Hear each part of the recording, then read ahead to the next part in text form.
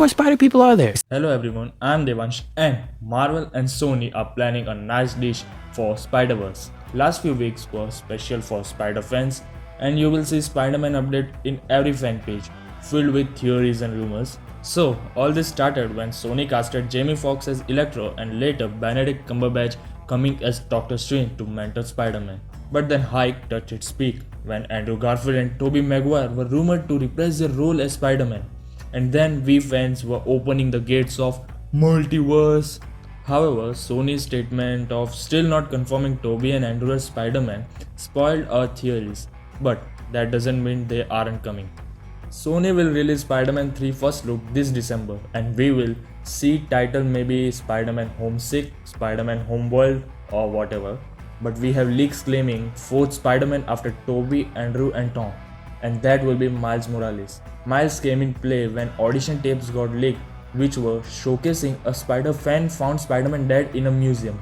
So, if this fan is Miles Morales, we can see him in a universe whose Spider-Man can be Andrew Garfield, Tobey Maguire or itself Tom Holland and in Marvel Cinematic Universe.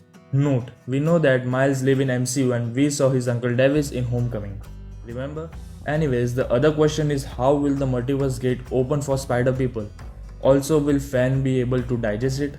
It can be the watch tag we saw in Spider-Man Into the Spider-Verse, but fans will still not be... nope. So, to swallow the multiverse idea, WandaVision is key to the multiverse. It's madness where Wanda collapses the multiverse and alters the fabric of reality.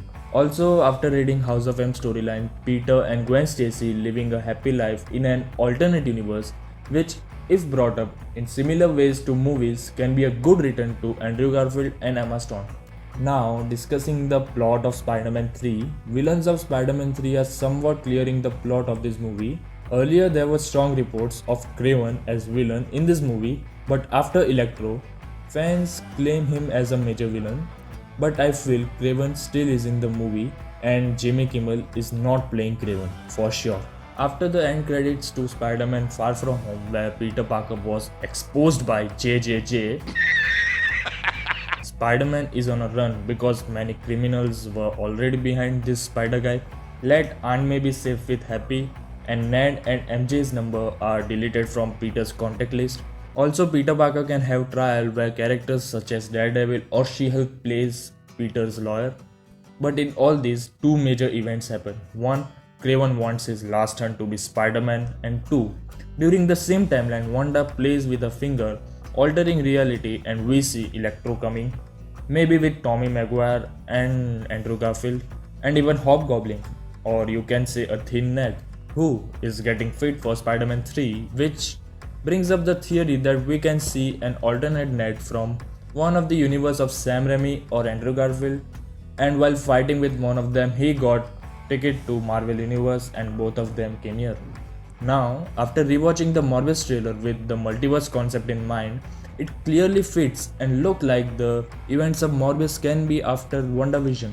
And so, we are seeing Sam Raimi's Spider-Man and Michael Keaton's Vulture in the same universe, which is indicating multiverse had already been shattered. Comment your thoughts and tell us that is it the time to bring Spider-Verse or should it be set up slowly?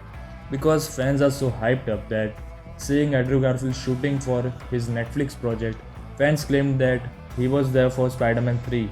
So who knows? Was he there for Spider-Man 3?